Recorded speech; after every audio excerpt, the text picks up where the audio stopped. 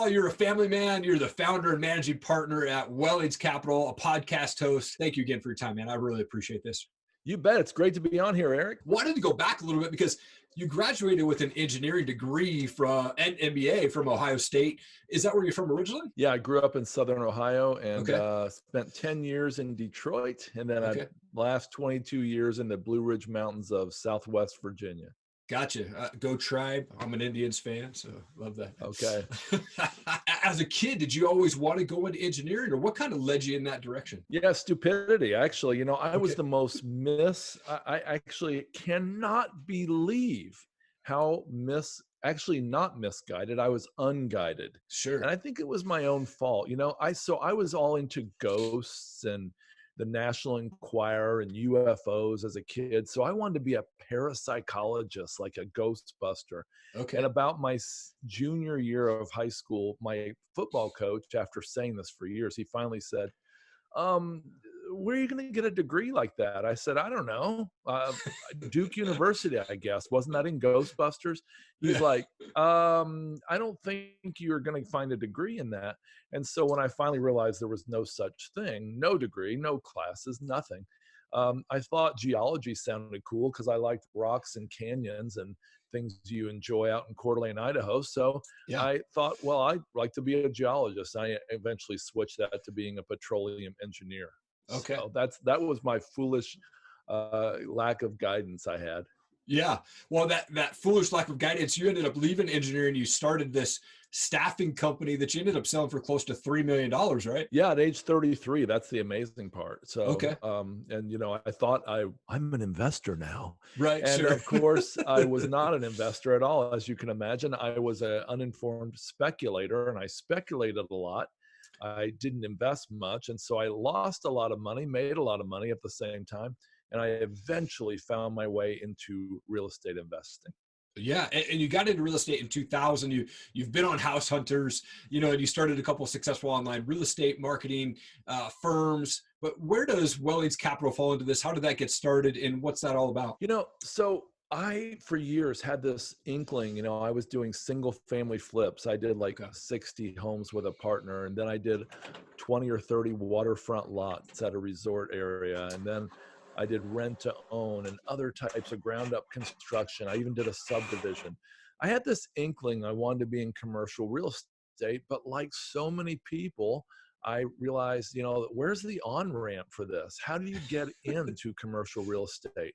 Yeah. And so I finally made my way into it, and I found out there's a ton of barriers to entry for people to get in, but it doesn't have to be that way. So Wellings Capital, we, after a number of years of trying to find multifamily in an overheated market, we switched and we actually began to partner with some of the best self-storage, mobile home park, and multifamily operators in the country. And now we raise capital and we invest heavily with these great operators. And because they're so good, their returns are much higher than typical real estate investors can get on their own. And so there's enough to share between them, us, and our investors. So everybody does better than if they would have gone it alone. Gotcha. Okay.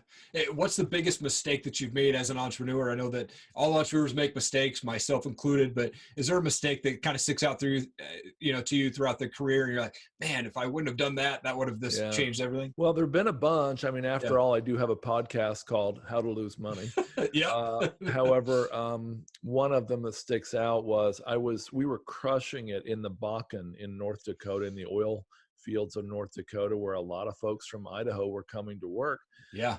And we were doing really, really well with this housing project, these multifamily deals we were doing. And we decided, well, look, there's hardly any good wireless internet here. Let's actually set up a wireless internet company. And to our credit, we did partner with a company who said they had a lot of experience in this. But the truth is they were not prepared for all the difficulties that were going to be involved in doing wireless internet in North Dakota. So Yeah. we, honestly, if we'd have figured out about 3 to 6 months into it and pulled the plug, we could have given ourselves and our investors back about maybe 80% of the capital. but instead we persisted for 6 or 7 years. Oh, And that wow. was one of those ones where we should have known to pull the plug early, but Yeah. instead we kept persisting. It was a big mistake. So we lost a lot of time and a lot of money over a lot of years. Wow. Wow. It seems the housing market, at least where I'm at, the houses are really high. Do you see prices for housing continuing to go up, or is there this bubble burst coming? I can't really tell. I really do believe in commercial real estate where there is a tangible income stream Yeah. on that's based on market fundamentals, and it's based on cap rates, rates of return, interest rates. I really do believe there could be a bubble there Hmm. because prices are at an all-time high and higher than they've ever been. Wow. But as far as in residential, I think that we might be on the real high side, but I don't know that it'll be a bubble that bursts like it did in 2008. Yeah. Yeah. I was part of that for sure. I went through a short sale in 2014, and we of course bought our house the height of the market in 2006, man. And Oh yeah, it was brutal for sure. yeah. But you have this podcast that you had mentioned, How to Lose Money, which is actually a wealth building podcast. I mean, myself, I filed bankruptcy at 21 years old and I had $28,000 in debt at that time. And now we're 100% debt free. So definitely understand that how to lose Awesome. money side.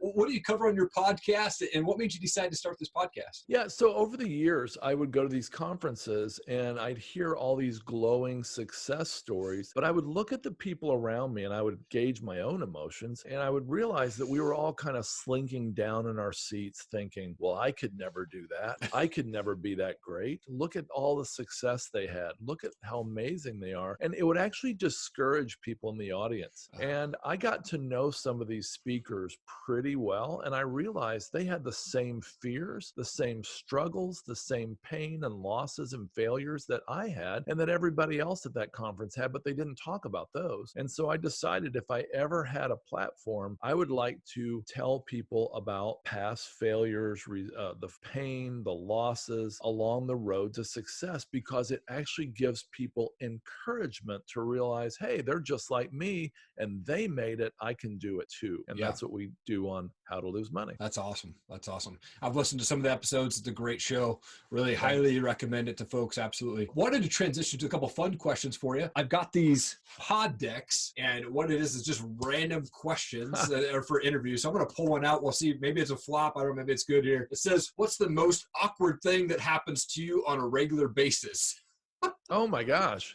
I don't know that I have anything that's super regular. I'm pretty extroverted now. I think I used to be an introvert growing up, but Okay.